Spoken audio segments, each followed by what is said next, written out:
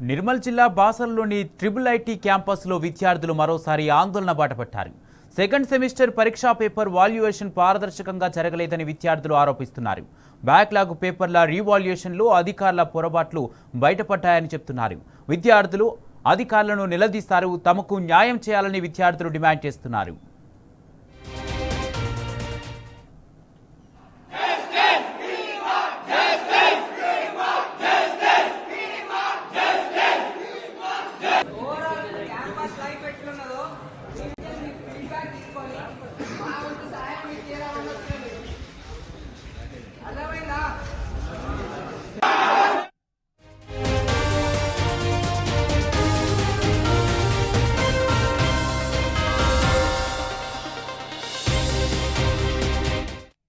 నిర్మల్ జిల్లా బాసల్లోని triple IT క్యాంపస్లో విద్యార్థులు మరోసారి ఆందోళన బాటపట్టారు.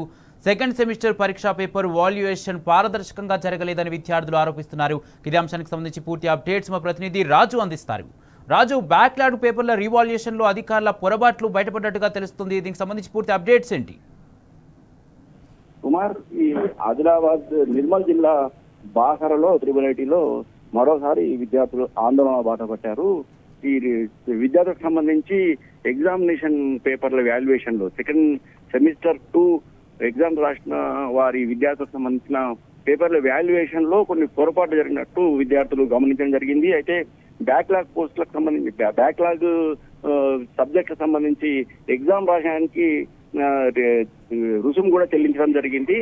అయితే ఎగ్జామ్ రాయడానికి ఫీజు కట్టడంతో పాటు ఇటు రివాల్యుయేషన్ కూడా ఫీజు కట్టడం జరిగింది. అయితే ఇందులో 18 మంది విద్యార్థులకు సంబంధించిన పేపర్లలో ఆల్రెడీ వాళ్ళు ఎగ్జామినేషన్ లో పాస్ అయినట్టు రివాల్యుయేషన్ తేలడం జరిగింది. దీంతో ఒకసారిగా విద్యార్థులు ఆందోళన బాటపట్టారు.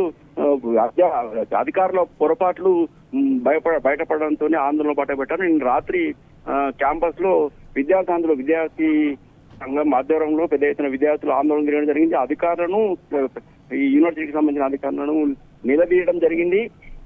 తమకు అన్యాయం జరిగిందని చెప్పడం జరిగింది. అయితే ఈ సెమిస్టర్ 2కు సంబంధించి చాలా మంది విద్యార్థులు కూడా బ్యాక్ సబ్జెక్టులో ఫెయిల్ అయినట్టు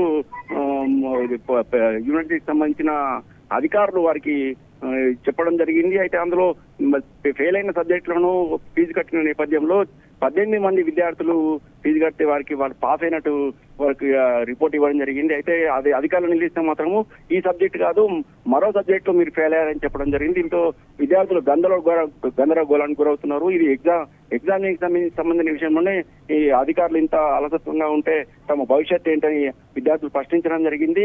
ఇట్లాంటి పొరపాట్లు మనం మరోసారి జరగకుండా చూడాలని, అలాగే ఇట్లాంటి పొరపాట్లకు పాల్పడిన అధికారులపై, వాల్యుయేషన్ చేసిన అధికారులపై తగిన చర్యలు తీసుకోవాలని, కఠిన చర్యలు తీసుకోవాలని విద్యార్థులు డిమాండ్ చేయడం జరిగింది. అలాగే తమకు ఈ రివాల్యుయేషన్ సంబంధించి పేపర్లలో చాలా పొరపాట్లు ఉన్నామని క్షుణ్ణంగా మరోసారి రివాల్యుయేషన్ చేయాలని కూడా మరొక డిమాండ్ విద్యార్థుల నుంచి వినిపిస్తుంది.